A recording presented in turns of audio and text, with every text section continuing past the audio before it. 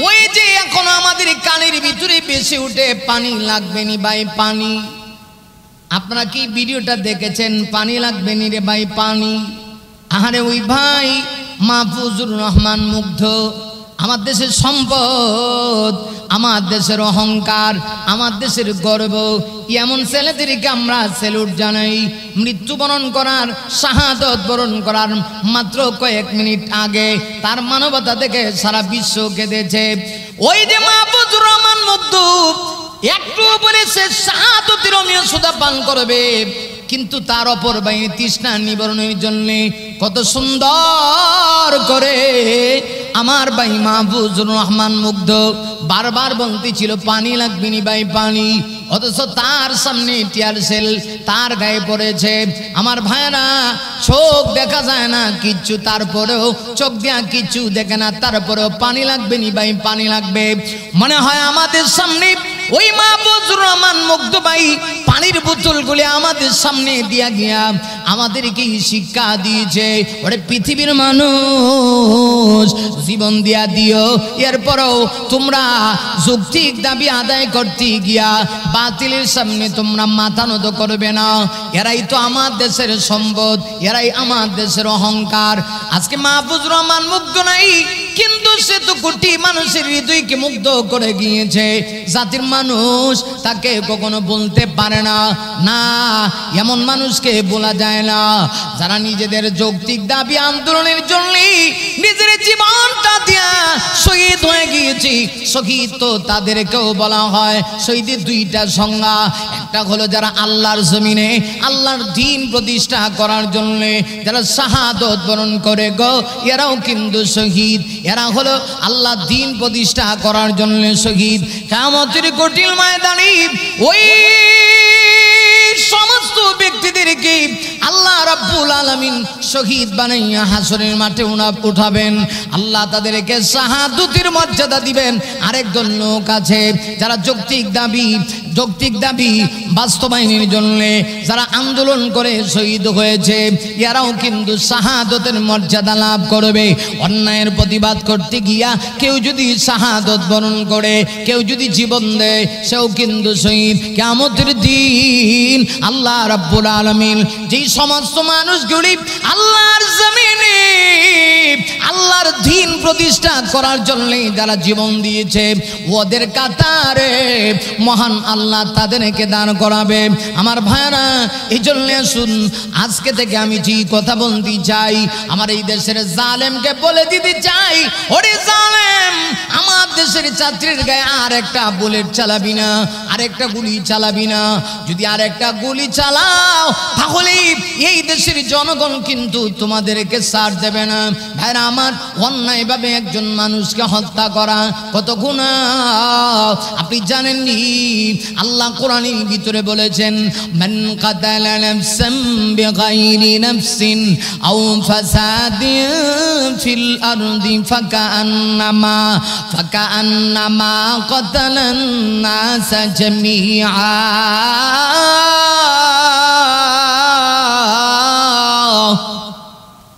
আমার আল্লাহ রাব্বুল আলামিন ডাক দিয়া বলেন, কেউ যদি অন্যায়ভাবে কোন মানুষকে হত্যা করে, লোকটার কোনো দোষ নাই, একজন নির্দোষ ব্যক্তিকে যদি কেউ হত্যা করে, তাহলে ওই নির্দোষ ব্যক্তি যাকে হত্যা করা হলো, আল্লাহ রাব্বুল আলামিন বলেন এটা এত বড় অপরাধ, তাকে শহীদ করা হয়েছে। শুধুমাত্র তাকে শহীদ করা হয় নাই, শুধুমাত্র ওই ব্যক্তিকে হত্যা করা হয় নাই গো, গোটা পৃথিবীর সকল মানুষকে যেন হত্যা করা হয়েছে। আর একজন নিরপরাধ মানুষকে যদি কেউ বাঁচায়া দেয়, আল্লাহ রাব্বুল আলামিন বলেন, ওয়ামান আহইয়াহা ফাকান্নামা আহয়ান নাস জামিআ। একজন নিরপরাধ মানুষকে যদি কেউ বাঁচায় দেয়, আরে একজন নিরপরাধ মানুষকে যদি কেউ বাঁচায় দেয়, আল্লাহ বলেন সে যেন গোটা পৃথিবীর সকল মানুষকে বাঁচায় দিল। তাহলে এখান থেকে শিক্ষা নেওয়া দরকার, অন্যায়ভাবে কাউকে হত্যা করা যাবে না। আমার ভাই মাহফুজুর রহমানকে, আমার ভাই আবু সাইদকে যারা হত্যা করেছে এদের বিচার হওয়া দরকার। এরাই পৃথিবীর সবচেয়ে বড় অপরাধী। একজন ছাত্র নিরপরাধ ছাত্রের গায়ে, নিরপরাধ ছাত্রের বুকে যারা গুলি চালায়, আর যাই হোক, এরা হলো জালেমের গোষ্ঠী। এরা ফেরাউন, নমরুদ, কারুন, হামানের বংশধর।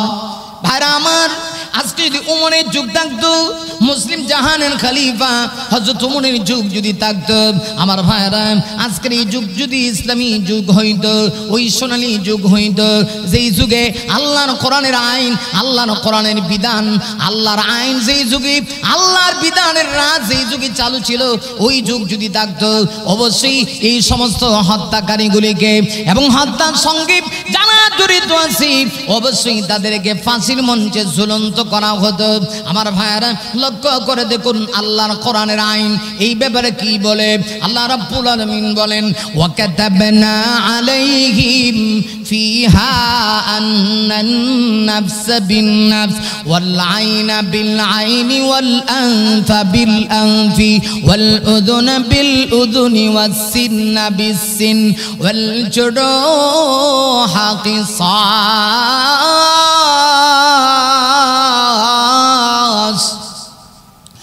আরে পৃথিবীর মানুষ, আল্লাহর কোরআন কি বলে? একজন মানুষকে যদি অন্যায় ভাবে তুমি হত্যা করো, আল্লাহর বিধান, নফসের বদলা নফস, যাকে হত্যা করা হয়েছে এই হত্যার বদলা হত্যা হবে। এরপরে আল্লাহ রাব্বুল আলামিন বলেন, ওয়াল আইনা বিল আইনি, আল্লাহ রাব্বুল আলামিন বলেন চোখের বদলা চোখ। অন্যায় ভাবে কেউ যদি কাহারো চোখ উঠায় নেয়, তার চোখ উঠায় নেওয়া হবে। অন্যায় ভাবে যদি কেউ কাহারো কান উঠায় নেয়, তারও কান উঠায় নেওয়া হবে। অন্যায় ভাবে যদি কেউ কাহার শরীরের কোনো অঙ্গহানি করে, তারও অঙ্গহানি করা হবে। এটা হলো ইসলামের আইন। ওমরের যুগ যদি থাকতো গো, আজকের এই বিধান সমাজের ভিতরে আল্লাহর আইন থাকলে এই আইন এই সমাজে আজকে চালু হয়ে যেত। সমাজের ভিতরে আর সন্ত্রাসীরা ছাত্রদের গায়ে গুলি চালাইতে পারতো না। ভাইরা আমার, লক্ষ্য করে দেখুন, হযরত উমর রাদিয়াল্লাহু আনহু যখন খলিফা, আপনারা জানেন হযরত উমর তিনি এমন খলিফা ছিলেন, খলিফাতুল মুসলিমিন। হযরত উমর এমন একজন শাসক ছিলেন, তিনি চিন্তা করতেন ফোরাত নদীর তীরে, ফোরাত নদীর তীরে যদি একটা কুকুর না খেয়ে মারা যায়, একটা কুকুর যদি তৃষ্ণার্ত অবস্থায় মারা যায়, কিয়ামতের কঠিন ময়দানে আমি আল্লাহর সামনে কি জবাব দিব? ওমর সেই চিন্তা করত। এর কারণ কি? ওমরের ভিতরে ছিল আল্লাহর ভয়, আল্লাহর ভয় ছিল, তাকওয়া ছিল। আর যার ভিতরে তাকওয়া আছে সে মানুষের হক নষ্ট করতে পারে না। আমার মায়েরা, লক্ষ্য করে দেখুন, হযরত ওমরের যুগ চলতেছে। মদিনা থেকে 350 মাইল দূরে একজন নওজোয়ান যুবক ছিল। আমার মায়েরা, ওই যুবক কোনো কারণে রওনা করেছে মদিনার দিকে। আমার মায়েরা, ওই যুবক মদিনা থেকে 350 মাইল দূর থেকে মদিনার উদ্দেশ্যে যখন রওনা করেছে, তখনকার সেই যুগে আমার মায়েরা, এখন যেইভাবে আমরা গাড়ি দিয়ে, আমরা যানবাহন দিয়ে, বিভিন্ন যানবাহন দিয়ে বিভিন্ন জায়গায় আমরা চলাফেরা করি, এক জায়গা থেকে আরেক জায়গায় যাই, তখন তো সেই ব্যবস্থা ছিল না। মরুভূমি প্রান্তরে এই যুবক আঁকা বাঁকা উঁচু নিচু জায়গা আর গিরিপথ অতিক্রম করবে কেমনে? মরুভূমি প্রান্তর দিয়া পাহাড়ি আঁকা বাঁকা আর মরুপথ নিয়ে এই যুবক কেমনে চলবে? আমার ভাইরা, তাই সেই যুগের সিস্টেম অনুযায়ী যুবক একটা হৃষ্ট উঠ নিয়ে সুদূর সেই 350 মাইল দূর থেকে যুবক মদিনার উদ্দেশ্যে রওনা করেছে। ভাইরা আমার, 350 মাইল দূরের রাস্তা, প্রায় 150 কিলোমিটার সফর করে যুবক যখন ক্লান্ত হয়ে গেছে, ক্লান্ত শান্ত সেই যুবক একটু বিশ্রাম করবে, একটু আরাম করবে, কোথাও গাছের ছায়া পাওয়া যায় কিনা যুবক তালাশ করতে আছে। হঠাৎ করে তাকে দেখে এক জায়গায় আমার ভাইরা গাছের ছায়া পড়ে আছে মরুপ্রান্তরে। এই গাছের ছায়া পাওয়াটাও তো বিশাল বড় ভাগ্যের ব্যাপার। হঠাৎ করে যুবক তাকায় দেখি গো, একটা খেজুর গাছ আর বিশাল গাছের নিচে ছায়া পড়ে আছে। যুবক চিন্তা করতে আছে, একটু রেস্ট করব, একটু আমি সারাদিন দীর্ঘ পথ অতিক্রম করেছি, আমার ওটটাকে ছেড়ে দিব, আমি একটু আরাম ফরমাবো, এরপরে আমি আবার সফর শুরু করে দিব। ভাইরা, লক্ষ্য করে দেখুন, ওই চিন্তা করে যুবক যখন করার জন্য ওই খেজুর গাছের নিচে বসে গেল। ঠান্ডা চলে আসলো, দীর্ঘ পথ সফর করি। সকল মানুষকে ধোঁকা দেওয়া যায় গো, কিন্তু আমার আল্লাহকে ধোঁকা দেওয়া যায় না। আমার আল্লাহ সব কিছু দেখেন, তিনি রাতের আধারেও দেখেন, দিনের আলোতেও দেখেন। তিনি বাসার ভিতরে যদি কোনো গুনাহ করেন তাও দেখেন, বাথরুমের ভিতরে ঢুকে যদি কেউ কোনো গুনাহ করে আমার আল্লাহ কিন্তু সেটাও দেখে। দেখে কি দেখে না? অবশ্যই আমার আল্লাহ সেটা দেখে। আমার বেনা আজকে বড় আফসোস হয়ে আক্ষেপ লাগে, আজকে মুসলমান গুনাহ করে এতটুকু পর্যন্ত চিন্তা করে না। বাগানের মালিক বড় চিন্তিত হয়ে পড়েছে। ওই বাগানের মালিক চিন্তা করে, হায় হায় আমি উটের মালিকের সামনে কি জবাব দিব? আর যদি উটের মালিক এই মুহূর্তে নেই, তথাপি আসল মালিক তো উপর থেকে দেখতেছে গো। আসল মালিকের সামনে আমি গিয়ে কেমনে দাঁড়াবো? আমার ভয় হয় যদি আমি বাগানের মালিককে, আমি যদি উটের মালিককে পাইতাম। বাগানের মালিক চিন্তা করে, উটের মালিককে পাইলে আমি তার কাছ থেকে যে কোনোভাবে তার এইটা আমি ক্ষমা চেয়ে নিতাম, অথবা তার কোনো বদলা দিয়া আমি তার ফিদিয়া দিয়া হয়তোবা তার কাছ থেকে আমি বেঁচে যাইতাম। ঠিক সেই সময় দেখা গেল ওই যে উটের মালিক, খেজুরের বাগানের মালিক তো উটের সামনে দাঁড়ায় আছে। উটের মালিক যে ঘুমাইতেছে খেজুরের গাছের নিচে। হঠাৎ করে দেখা যায় সূর্য অস্ত যাবে যাবে ভাব, সন্ধ্যার টাইম হয়ে গেছে। দীর্ঘ সময়ের ক্লান্তময় সফর শেষে যখন ঘুমায় গেছে, ঘুম থেকে উঠে দেখে সূর্য যেমন অস্ত যাবে যাবে। যুবক তাড়াতাড়ি তার উট তালাশ করে উটের দিকে তাকায়, গাছের নিচে তাকায়, দেখে না উট আর আগের জায়গায় নেই। উট গেল কোথায়? উটের রশ্মি নাই, উট নাই। যুবক বড় টেনশনে পড়ে গেছে। এমনিতেই যুবক চিন্তা করেছে পাশে একটা বাগান। ভাইরা ওই যুবক বাগানের ভিতরে প্রবেশ করেছে। ভাইরা আমার, যুবক বাগানের ভিতরে প্রবেশ করি লক্ষ্য করে দেখুন ওই যুবক উট তালাশ করি করি যে মুহূর্তে বাগানের ভিতরে প্রবেশ করেছে। আবার ভাইরা বাগানের ভিতরে যুবক প্রবেশ করে তাকায় দেখে একটা মুরব্বী লোক দাঁড়ায় আছে, আর তার সামনে তার উটটা মৃত অবস্থায়, উটের দেহটা, উটের বডিটা পড়ে আছে। যুবক বড় আশ্চর্য হয়ে গেছে। যুবক জিজ্ঞাসা করে, চাচা, ও চাচা, চাচা গো, আমি জানতে চাই চাচা গো, আমার এই উটটাকে কে মেরেছে? আপনি কি জানেন? এমনিতেই মুরব্বী লোকটা ডাক দেয়া কয়, আমি তুমি নিচ্ছি, আপনি মারছেন? কত বড় দুঃসাহস! আমার উটে কি করেছে? তোমার উট আমার বাগানের নতুন নতুন চারাগুলি যেগুলা গজিয়েছিল সবগুলি বিনষ্ট করে দিয়েছি তোমার উটের আঘাতে। তাই আমি রাগান্বিত হইয়া অনিচ্ছাবশত পাথরের কণা নিয়া তোমার উটের গায়ে যখন আমি চুরি মেরেছি, এমনিতেই তোমার উটটা মরে গেল। এজন্য আমি অপরাধী। ভগবাতিজা, মনে হয় তুমি আমার সন্তানের বয়স হবে, আমার কি মাফ করা যায় গো? আমার কি তুমি মাফ করবানি? যুবকের গায়ে তো যৌবনকালের শক্তি, ইয়াকে তো যুবক মরুপ্রান্তরে কেমনে চলবে? আমার ভাইয়েরা, যুবক রাগান্বিত হয়ে সেও সাথে সাথে পাথরের কণা হাতে নিয়েছে। যৌবনের শক্তি দিয়ে পাথরের কণাগুলি হাতে নিয়ে যুবক দিয়ে মুখরতি ওই বয়বৃদ্ধ লোকের গায়ে ছুরি মারছে। কিতাবের মধ্যে লেখে এমনিতেই ওই বয়বৃদ্ধ লোকটাও মারা গেল। এখন তো যুবক আফসোস করতে শুরু করছে, হায় হায়, এই চাচা আমার উট মেরেছি, আমি তো এই চাচাকেই মেরে ফেলেছি। যুবকের অন্তরে আল্লাহর ভয় ঢুকে গেছে। আজকে আমার বাংলাদেশ এমন এক দেশ, যেই দেশে পাখির মতো গুলি করে মানুষকে মারা হয়। আমার দেশের পুলিশ প্রশাসন এরা তো সাধারণ মানুষের নিরাপত্তা দেওয়ার কথা, ছাত্রদের নিরাপত্তা দেওয়ার কথা। কে বলবে কার কাছে দুঃখের কথা? কে কার কাছে আজকে বিচার চাইবে? এই পুলিশগুলি আমার মনে হয় এরা কোটার পুলিশ। যদি কোটার পুলিশ না হইতো, পাখির মতো গুলি করে আমার দেশের ছাত্রগুলিকে ওরা মারত না। ভাইরা আমার, একজন ছাত্র দেখলে তো দয়া মায়া হয়। আরে দেখিয়েছি 16-17 বছরের ছাত্রদের গায়ে ওরা বুলেট মেরেছে, ওরা গুলি মেরে 16-17 বছরের ছাত্রদেরকে ওরা মেরে ফেলেছে। আবার ভাইরা এরা তো সেই নরপশু যারা শুধু এই ছাত্রের গায়ে আঘাত করেছে তা না, ওরা আমার এই দেশের কত আলেমকে মজলুম করেছে, কত আলেমের গায়ে গুলি মারছে। কেন মারছে?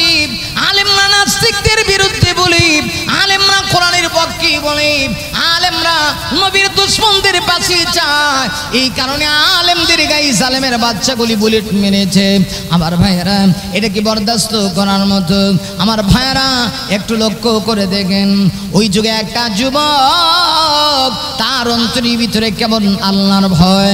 যুবক চিন্তা করতে শুরু করছে, হায় হায় আমি তো বড় অপরাধী হয়ে গেছি, আমি কিয়ামতের কঠিন ময়দানে আল্লাহর সামনে কেমনে দাঁড়াবো। যুবক চিন্তা করতেছি, আমি কেন এই লোকটাকে মারলাম? আরে এই লোকটা তো আমার বাবার মতো, এই লোকটাকে যে আমি মেরেছি, আমি কিয়ামতের কঠিন ময়দানে আল্লাহর সামনে কেমনে দাঁড়াবো? হাসরের মাঠে আমি খুনি হইয়া দাঁড়াইতে চাই না, হাসরের মাঠে আমি হত্যার আসামি হইয়া দাঁড়াইতে চাই না। কেমন ছিল আল্লাহর ভয়। আর আজকে দেখা যায় 90 বছরের মহিলা কত মানুষকে গুলি করে করে মারে। একটু চিন্তা করে না, আমি যে বৃদ্ধ হয়ে গেছি, এই ক্ষমতা আমার হাতে চিরস্থায়ী না। আল্লাহ রাব্বুল আলামিন বলেন, কুলিল্লাহুম্মা মালিকাল মুলক। আল্লাহ ডাক দিয়ে বলেন, নবী গো, ও নবী, আল্লাহুম্মা মালিকাল মুলক, নবী গো আপনি জানিয়ে দেন, আমি আল্লাহ সার্বভৌমত্বের মালিক। তো তিল মুলকা মান তাশা, আমি আল্লাহ যাকে চাই তাকে রাজত্ব দান করি। ওয়া তানজিউল মুলকা মিম্মান তাশা, নবী হে, আর আমি আল্লাহ যার কাছ থেকে চাই রাজত্ব ছিনিয়ে নিয়ে যাই। ওয়া তুইজ্জু মান তাশা, আর যাকে চাই আমি আল্লাহ তাকে সম্মানিত করি। ওয়া তুদিল্লু মান তাশা, আর যাকে চাই আমি আল্লাহ সম্মানিত করি। ওয়া বিয়াদিকাল খাইর, সমস্ত ক্ষমতা সমস্ত কল্যাণ একমাত্র আমার আল্লাহর হাতে। ভাইরা আমার লক্ষ্য করে দেখুন, ওই যুবক চিন্তা করতেছে, হায় হায় আমি তো অপরাধী হয়ে গেছি, এখন এই বৃদ্ধ লোকের সন্তান কোথায়, আমি তাদেরকে কেমনে পাই? ওই দিক দিয়ে বাগানের মালিকের 2জন যুবক সন্তান ছিল। সারাদিন গিয়ে যখন সূর্যাস্ত গেল, কিন্তু বাবাকে যখন ওরা ওদের বাড়িতে পায় নাই, বাবাকে তালাশ করার জন্য তারা বাগানের ভিতরে ঢুকছে। যেমনি বাগানের ভিতরে ঢুকছি, ওরা আশ্চর্য হয়ে তাকায় দেখে, বাগানের ভিতরে দেখা যায় একটা যুবক দাঁড়ায় আছে, একদিকে মরা একটা উট, আরেকদিকে তাদের বাবার মরা দেহ পড়ে আছে। আরে যুবক কি অবস্থা, এই উটকে কে মারছে আর আমাদের বাবারে কে মারছে? যুবক ডাক দেয়া কয়, তোমাদের বাবা আমার উটকে মেরেছে আর আমি তোমাদের বাবাকে মেরেছি। সাহস তো কম না, এত বড় অপরাধ তুমি কেমনে করলা? যুবক না দেখো, যুবকেরা তোমাদের বাবা অনিচ্ছা অবশ্য পাথরের কণা দিয়ে আমার উটের গায়ে আঘাত করার কারণে উট মরে গেল। আমি তো যৌবনকালীন শক্তি আমার চলতেছে, এই মুহূর্তে তোমার বাবা যখন আমার মরুপ্রাণ ধরে চলার একমাত্র ব্যবস্থা উটকে হত্যা করে ফেলেছে, আমি আমার নিজের রাগ কন্ট্রোল করতে পারি নাই। আমিও আমার হাতে পাথরের কণা নিয়ে তোমাদের বাবার গায়ে মেরেছিলাম। সেই মুহূর্তে মেরেছি, অনিচ্ছাবশত, আমার তো ইচ্ছা ছিল না। তোমার বাবাও মারা গেছে, এখন তো আমি অপরাধী হয়ে গেছি। ওরে যুবক, তোমরা যা বিচার করবে আমি তা মেনে নেব। এমনিতেই যুবকেরা ডাক দেয়া কয়, শোনো, বিচার আমাদের কাছে না, বিচার হবে ইসলামী আদালত, ইসলামী কোর্টে বিচার করবে মুসলমানদের খলিফা হযরতে ওমর। আল্লাহু আকবার। বিচার আমরা করব। যুবকেরা ডাক দেয়া কয়, তোমার বিচার হবে, তবে বিচার আমরা করব না, বিচার করবে মুসলিম জাহানের খলিফা, অর্ধ পৃথিবীর শাসক, যার আঙ্গুলের ইশারায় तमाम পৃথিবীর অর্ধেকটা পৃথিবী পরিচালিত হয়, সে ওমর বিচার করবে। আল্লাহু আকবার। ভাইরা আমার, আপনারা তো অবশ্যই জানেন ইসলামের ইতিহাসে যারা মুসলমানদের শাসন ক্ষমতা যাদের হাতে এসেছিল, এদের ভিতরে গোটা পৃথিবীর মধ্যে শ্রেষ্ঠ শাসক ছিলেন হযরত ওমর। ওমর এমন একজন শাসক ছিলেন, ওমরের বই বাঘে আর ছাগলে এক জায়গায় পানি খাইতো। ওমরকে পৃথিবীর প্রাণীরা পর্যন্ত ওমরকে ভয় পাইত। সাধারণ কথা না, কারণ এরা তো এমন কাফেলা। আল্লাহ কোরআনের ভিতরে বলেছেন ওয়াল্লাযীনা মাআহু আশিদ্দাউ আলাল কুফফার।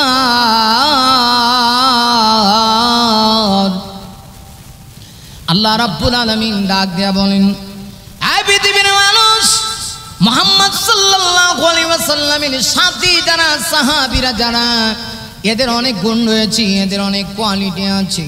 আল্লাহ ডাক দিয়া বলেন, পৃথিবীর মানুষ, এদের একটা গুণ হলো এরা বাতিলের সামনে আপোষ করে না গো। না না না, এরা পৃথিবীর কোনো বাতিলকে ভয় পায় না, পৃথিবীর কোনো বেঈমানকে ওরা ভয় পায় না, পৃথিবীর কোনো নাস্তিককে ভয় পায় না। ইমানদার পৃথিবীর কোনো বাতিলের সামনে মাথা দিতে পারে না। হযরত হুসাইন রাদিয়াল্লাহু তাআলা যেইভাবে কারবালার প্রান্তরে তিনি বাতিলের সামনে মাথা নত করে নাই। হুসাইন ছিল আমার নবীর আওলাদ, আমার নবীর নাতি। হুসাইন পৃথিবীর ইমানদারদেরকে শিক্ষা দিয়েছে, ইমানদাররা রে, ইমান দিস না, প্রয়োজন হলে তোর কল্লা দিয়া দেস, কল্লা দিয়া দিয়া, কল্লা দিয়া দিয়া দিয়া দিয়া রে, এই পৃথিবীতে আল্লাহর জমিনে আল্লাহর দ্বীনকে বুলন্দ করবি, তথাপি এর পরেও বাতিলের সামনে মাথা নত করবি না। এই শিক্ষা হলো ইসলামের শিক্ষা। হযরত ওমর এমন ছিলেন, ওমরের মধ্যে এত ইমানি স্পিড ছিল। ওমর যখন মুসলমান হয়ে গিয়েছিল, আমার ভাইয়েরা, ওমরের মুসলমান হওয়ার সাথে সাথে সর্বপ্রথম কাবা শরীফের সামনে ওমর প্রকাশ্যভাবে তিনি আল্লাহু আকবারের ধ্বনি উচ্চারণ করেছেন।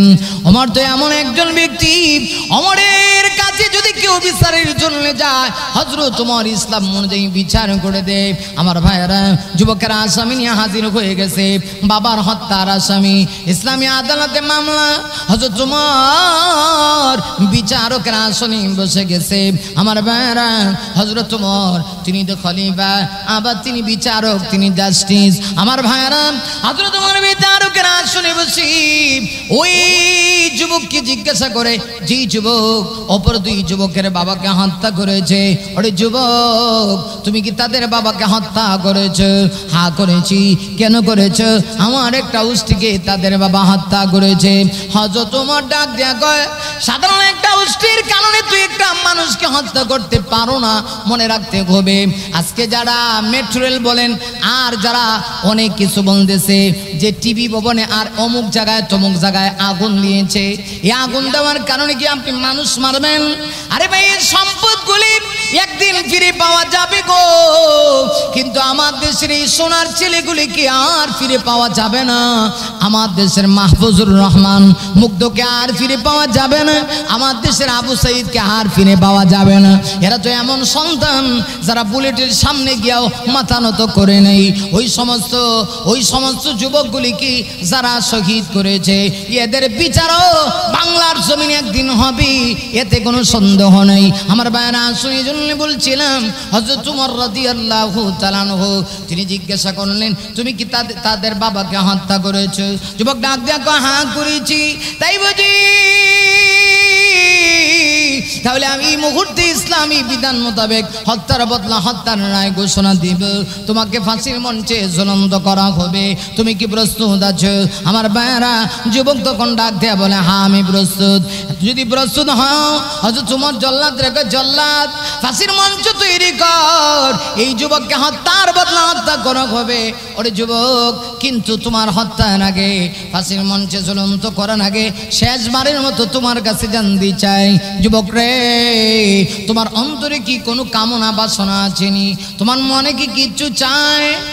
যত বড় অপরাধী তুমি হও না কেন, তোমার মনের আশা পূর্ণ করা খুবই।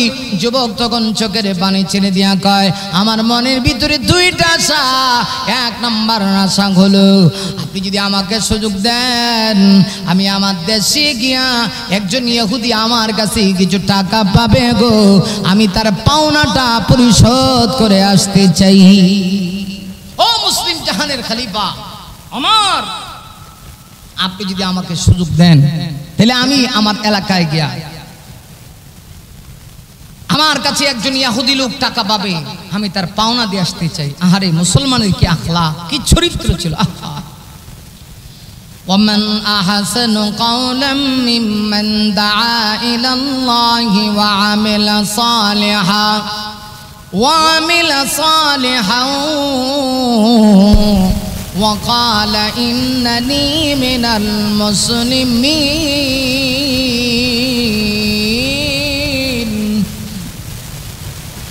মুসলমান তো তার নাম যে কোনো অহংকার করে না, নিজেকে তার কাছে বসে বসে আমার মা আমার জন্য অপেক্ষা করবে। ও মুসলিম জানেন খলিফা ওমর, এই জন্য আমি আপনার কাছে আবদার করতে চাই গো, আপনি যদি একবার সুযোগ দেন আমি আমার মায়ের কাছে যেতে চাই। জনম দুঃখিনী মায়ের কাছে গিয়া আমার মায়ের কাছে গিয়া আমি শেষ বিদায়টুকু আনতে চাই। এই সুযোগটা কি হবে? হযরত ওমর ডাক দিয়া বলেন, তাহলে তো মদিনায় তোমার কোনো জামিনদার থাকতে হবে। দেখো না এই মদিনাতে তোমার কোনো জামিনদার আছে?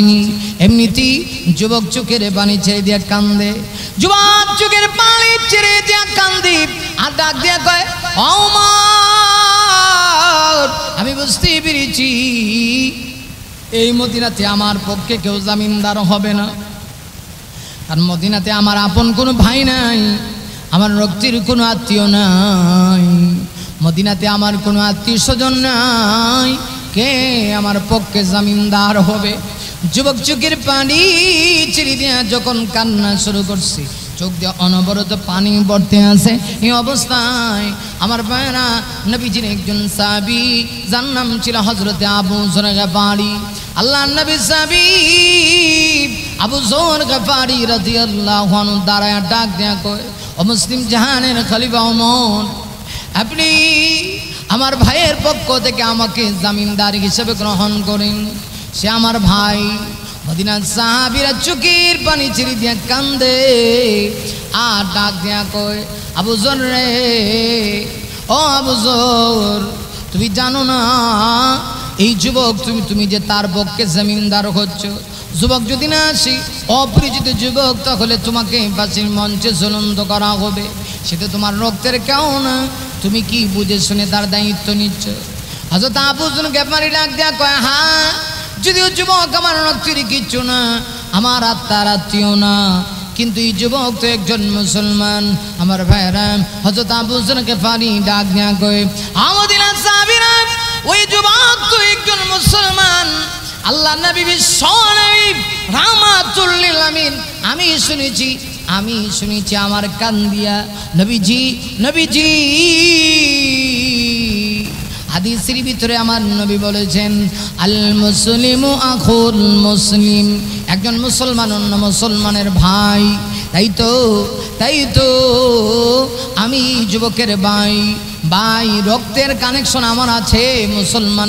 এক মুসলমানের গায়ে আরেক মুসলমান, একজন মুসলমান থেকে আরেকজন মুসলমানের গায়ে রক্তের একটা সম্পর্ক আছে। এটা ইমানি রক্ত, একটা ইমানি রক্ত, একটা হলো বংশী রক্ত, আরেকটা হলো ইমানি রক্ত। আমার ভাইরা, আমার বীর হযরত আবু যর বলেন, ঠিক আছে ও খলিফাতুল মুসলিমিন, আপনি তাকে দিয়া দেন, আমি তার পক্ষে জামিনদার হয়ে গেলাম। নির্ধারিত টাইমে বিচার হবে, 1 মাস পরে আরবি মাসের পহেলা জুমাবারে বিচার হবে, আপনি বিচার করবেন। ওমর তাকে সুযোগ দিয়ে দিলেন, যাও তুমি চলে যাও। মদিনার সাহাবীরা শুধু কান্দে আর কয়, আবু যর রে, তুমি তো এমন একজন সাহাবী, ও আবু যর, জিন্দেগিতে কোনোদিন তুমি নতুন কোনো ঘর বানাও নাই।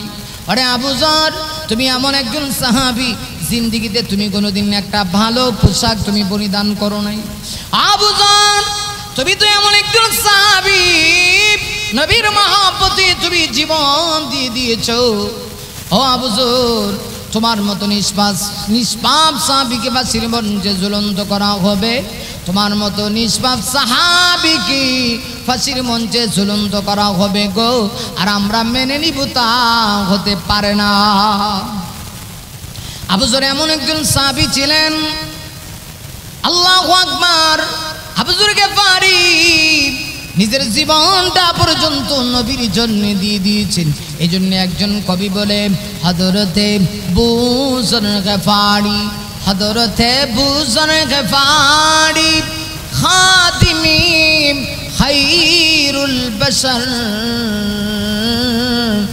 खिदमत তুমি जिंदगी भर ना बनाया अपने घर। আবু যর গিফারি আমার একজন সাহাবী ছিলেন, সারাটা জীবন আমার নবীকে ভালোবেসে জীবনটা অতিবাহিত করছে, সারাটা জীবন আমার রাসূলের খেদমত করেছেন। ভালো একটা ঘর আবু যর তার নিজের জন্য বানায় নাই। ভাইরা আমার, আবু যর গিফারি তার বাইরে জমিনদার হয়ে গেলেন। যুবক চলে গেল, তার দেশে গেল, গিয়ে যুবক ওই পাওনাদার ব্যক্তির পাওনা পরিশোধ করে মায়ের কাছে গিয়া চোখের পানি ছেড়ে দিয়ে যুবক তার মাকে ডাক দেয়া বলতেছে, ও মা, মাগো, জীবনে কতবার আপনার কাছে এসেছি। ও মা, আমি আপনার সন্তান, জীবনে কতবার আপনার কাছে এসেছি। মাগো, আমার মনে হয় ও মা, আজকে এটা আমার জীবনের শেষ আপনার কাছে আসা। আপনি জানেননি গো, মুসলমানদের খলিফা ওমর ইসলামী আদালতে মামলা হয়েছে, তিনি আমাকে ফাঁসির রায় দিয়েছে। মা, আমি তাই আপনার কাছে এসেছি জীবনের শেষ বিদায় নেওয়ার জন্য। এই কথা বলা মাত্রই যুবক চোখের পানি ছেড়ে দিয়ে হাউমাউ করে কান্না শুরু করলো। যুবক শুধু কান্না করে তা না, যুবকের মা চোখের পানি ছেড়ে দিয়ে কান্দে আর ডাক দিয়ে কয়, বাবা রে, কি হয়েছে, কি অপরাধ করেছো? যুবক সব কিছু খুলে বলেছে। মাও বড় ধার্মিক ছিল। ঠিক আছে বাবা, যাও, দুনিয়াতে তোমার বিচার হয়ে যাক, হাসরের মাটি তুমি খুনি হইয়া, হত্যার আসামি হইয়া আল্লাহর আদালতে দাঁড়াবে। আমি মা সেটা মেনে নিতে পারি না। ভাইরা আমার, মা ডেকে ডেকে বলতেছি, যাও, আমি তোমাকে বিদায় দিলাম, হাসরের মাটি তোমার সঙ্গে আমার দেখা হবে, তবে সেই দিন তুমি নিষ্পাপ হয়ে উঠবে। ভাইরা আমার, মায়ের কাছ থেকে বিদায় নিল, বাবার কাছ থেকে বিদায় নিল। যুবক তার উটটা মদিনার পথে ছেড়ে দিল। উটের লাগামটা ছেড়ে দিয়া যুবক যখন মদিনার পথে রওনা করেছে, রাস্তায় উটের উপরে যে বিছানা থাকে, এটা একটু সমস্যা হওয়ার কারণে যুবক মদিনায় যথা টাইমে প্রবেশ করতে পারে নাই। আরবি মাসের পয়লা জুমাবার হযরত ওমর মুসলমানদের খলিফা, তিনি জুমার নামাজ পড়াইলেন। জুমার নামাজ পড়াইয়া হযরত ওমর বিচারকের আসনে বসে গেলেন। কিন্তু আসামি তো আর আসে না। হযরত ওমর পাঠায় দিলেন, যাও, আসামির পক্ষে জামিনদার আবু যর গিফারিকে নিয়ে আসো। আবু যর গিফারিকে নিয়ে আসা হলো। আবু যর, তোমার ভাই তো আসলো না। ওরে আবু যর, আজকে তোমাকে ফাঁসির মঞ্চে ঝুলন্ত করা হবে। এমনিতেই আবু যর গিফারি একটা মুচকি হাসি দেয়। মদিনার সাহাবীরা কান্দে আর ডাক দেখো, আবু যর রে, ওরে আবু যর, তোমাকে না আগেই বলেছিলাম তুমি একজন সাধারণ মানুষ, তোমার ভিতরে কোনো খারাপই নেই। ওরে আবু যর, তোমাকে যে ফাঁসির মঞ্চে নিষ্পাপ তুমি মানুষ, তোমাকে জ্বলন্ত করা হবে। তুমি হাসো কেন? আমরা তো এই দৃশ্য দেখে বরদাস্ত করতে পারি না। হযরত আবু যর গিফারি রাদিয়াল্লাহু তাআলা ডাক দিয়া বলতেছে, তোমরা কান্না করো না, আজকে আমার হাসির দিন। আমি আমার মুসলমান ভাইয়ের পক্ষে রক্ত দিচ্ছি। আমার মুসলমান ভাই মনে হয়েছে কোনো বিপদে আছে, সমস্যা নেই। আমি যদি তার পক্ষে আজকে জীবন দিয়াও দিই, কিয়ামতের কঠিন ময়দানে আমি তার বদলা পেয়ে যাব। ভাইরা আমার, মদিনা সাহাবীরা কান্দে। হযরত ওমর রাদিয়াল্লাহু তাআলা আনহু তিনি আবার জল্লাদকে ডাক দিলেন। ভাইরা আমার, হযরত ওমর জল্লাদকে ডেকে ডেকে ডাক দিয়ে বলতেছে, জল্লাদ রে, ওরে জল্লাদ, ফাঁসির মঞ্চ ঝুলন্ত কর, ফাঁসির মঞ্চ সাজা, ফাঁসির মঞ্চে নিয়ে আবু যরকে ফাঁসির মঞ্চে নিয়ে ওটা। জল্লাদ ওঠার পেয়ে আর কি করবে, নিরুপায় হয়ে গেছে। জল্লাদ চোখের পানি ছেড়ে দিয়ে কান্দে আর ডাক দিয়া কয়, হায় হায়, আমি আমার জীবনে কত কত অপরাধীকে আমি ফাঁসির মঞ্চে ঝুলন্ত করলাম। আজকে বুঝি নিষ্পাপ একজন মানুষকে আমি আজকে এই ফাঁসির মঞ্চে ঝুলন্ত করব। চোখের পানি ছেড়ে দিয়া জল্লাদ কান্দে। ভাইরা আমার, এক কদম সামনে আগায় এক কদম পিছনে যায়। হঠাৎ করে একটা যুবক দেখা যায়, আওয়াজ দিয়ে বলতেছে, ও মুসলিম জানেন খলিফা ওমর, একটু অপেক্ষা করুন না, মনে হয় যেন ওই যুবকটা উটির উপরে সওয়ারি হইয়া পাগলের মতো মদিনায় প্রবেশ করতেছি। সত্যি দেখা যায় ওই যুবক মদিনায় প্রবেশ করে হযরত ওমরের সামনে এসে দাঁড়ায় মাপ চায়। মুসলিম জানেন খলিফা ওমর, আমি বড় অপরাধী, আমার ভাইকে আপনি ছেড়ে দিন, আমি কোনো কারণবশত যথা টাইমে আসতে পারি নাই, মুসলমান হয়ে ওয়াদা লঙ্ঘ করতে চাই না। ওমর রে, আমি নিষ্পাপ হয়ে যেতে চাই, আমি বড় অপরাধী, আমি দুনিয়াতে নিষ্পাপ হতে চাই। কিয়ামতের কঠিন ময়দানে আল্লাহ যেদিন সকল মানুষকে এক জায়গায় একত্রিত করবেন, আমার ভাইরা, আল্লাহ কোরআনের ভিতরে বলেছেন, লামাজমুউনা ইলা মিকাতি ইয়াউমিন মা'লুম। আল্লাহ কোরআনের ভিতরে বলেছেন, আবিদিবিন মানুষ, কিয়ামতের কঠিন ময়দানে আমি আল্লাহ তোমাদের সময়কে আবার আমি আল্লাহ তোমাদেরকে একত্রিত করব, নির্দিষ্ট সময়ে নির্দিষ্ট মিকাতে আমি আল্লাহ তোমাদেরকে লামাজমুউন, আমি আল্লাহ তোমাদেরকে জমা করব। ভাইরা আমার লক্ষ্য করে দেখুন, কিয়ামতের মাটির ভয় যুবকের অন্তরে এত বেশি, হযরত ওমরকে ডাক দিয়ে বলতেছে, ওমর, আপনি বিচারটা করে ফেলুন, হাসরের মাঠে আমি খুনি হইয়া অপরাধী হইয়া আল্লাহর আদালতে উঠতে চাই না। এমনিতেই হযরত ওমর ওই যুবকটাকে একটু ডাক দিলেন, যুবকের দিকে আসো। যুবক দিয়ে ওমরের কাছে আসলো। হযরত ওমর তার দুইটা ঠোঁট লাগায় যুবকের কপালের মধ্যে চুম্বন করতে শুরু করলেন, আর চোখের পানি ছেড়ে দিয়ে হযরত ওমর কান্না শুরু করে দিলেন। ওমরের কান্না দেখে সবাই যেন কান্নার একটা নুন পড়ে গেছে। ওমর ডাক দিয়ে কই, যুবক রে, আরে যুবক, তোর মতো নিষ্পাপ যুবককে আমি আজকে ফাঁসির মঞ্চে ঝুলন্ত করতেছি। ও খলিফা, আমি কেমনে নিষ্পাপ, আমি না অপরাধী? হযরত ওমর ডাক দেয়া কয়, সেই লোকটা মানুষ হত্যা করে নিজেকে এত বড় গুনাহগার মনে করে, আল্লাহর ভয়ে সেই লোকটা 350 মাইল দূর থেকে মদিনায় আসতে পারে নিজেকে পবিত্র করার জন্য, অন্তর পরিষ্কার করার জন্য যে যুবক মদিনার ভিতরে আসতে পারি, এই যুবক গুনাহগার হতে পারে না। কিন্তু আল্লাহর বিধান লঙ্ঘন করার সাহস তো আমি ওমরের নেই। যুবক রে, আমি কি করব? তোমাকে বাধ্য হইয়া আমি ফাঁসির মঞ্চে ঝুলন্ত করতাম, আর যদি আমার হাতে ক্ষমতা থাকতো অবশ্যই আমি তোমাকে ফাঁসির মঞ্চে ঝুলন্ত করতাম না। ভাইরা আমার, এই কথা শুনে ওই যে বৃদ্ধ বাবার 2 সন্তান যারা মামলা করেছিল, ওরা ওমরের দরবারে এসে ডাক দেয়া, ওমর, আমাদের বাবার হত্যার আসামিকে আমরা এই মুহূর্তে ক্ষমা করে দিলাম, আমরা বুঝতে পেরেছি এই যুবক ইচ্ছে করে আমাদের বাবাকে হত্যা করে নাই, অবশ্যই করে নাই। ওমর, এমন যুবক যার ভিতরে আল্লাহর ভয় আছে, এই যুবককে কে দেখাবে? এই যুবকের কোনো বিচার হওয়ার দরকার নাই, আমরা আমাদের বাবার হত্যার আসামিকে চিরদিনের জন্য আমরা ক্ষমা ঘোষণা করলাম। ভাইরা আমার, এই ছিল ওমরের যুগের শাসন ব্যবস্থা, কি ইনসাফ ছিল। ভাইরা আমার, এজন্যই তো আল্লাহ রাব্বুল আলামিন কোরআন শরীফের ভিতরে ঘোষণা করে দিয়েছেন, ইন্নাল্লাহা ইয়া'মুরু বিল আদলি ওয়াল ইহসান। আল্লাহ ডাক দিবেন, নবীগণ জানায় দেন, আমি আল্লাহ নির্দেশ করছি বিল আদাল, সমাজের মানুষগুলি যেন ইনসাফ করে। আজকে সমাজে ইনসাফ নাই, আজকে ঘরে ইনসাফ নাই, রাষ্ট্রের যিনি প্রধান তার ভিতরে ইনসাফ নাই, সাধারণ জনগণের ভিতরে ইনসাফ নাই, গোটা সমাজ আজকে জুলুমে ভরে গেছে। ওরে জুলুম রে জুলুম, জুলুম, এত জুলুম, জুলুমের কারণে আজকে জমিন যেন কান্না করতেছে, অপেক্ষা করতেছে কখন জানি আল্লাহ আমাদের জবান খুলে দিবে। আমরা এই জুলুম আর অত্যাচার বরদাস্ত করতে পারছি না। জমিন জুলুম, অত্যাচার, মানুষকে হত্যা করে যে জমিনের ভিতরে দাফন করা হয়েছে, এই সব কিছু যেন জমিন বলার জন্য অপেক্ষা করতেছে। আজকে পাপের রাজ্য চলতেছে, জুলুমের রাজ্য চলতেছে। আজকে আলেমরা এই জুলুম থেকে বাঁচতে পারে নাই, আজকে সাধারণ ছাত্র সমাজের ভাইরাও বাঁচতে পারে নাই। মনে রাখবেন, যারা সমাজের ভিতরে ইনসাফ প্রতিষ্ঠা করবে না গো, ওরাও কিয়ামতের মাঠে আল্লাহর সামনে জবাব দিতে হবে।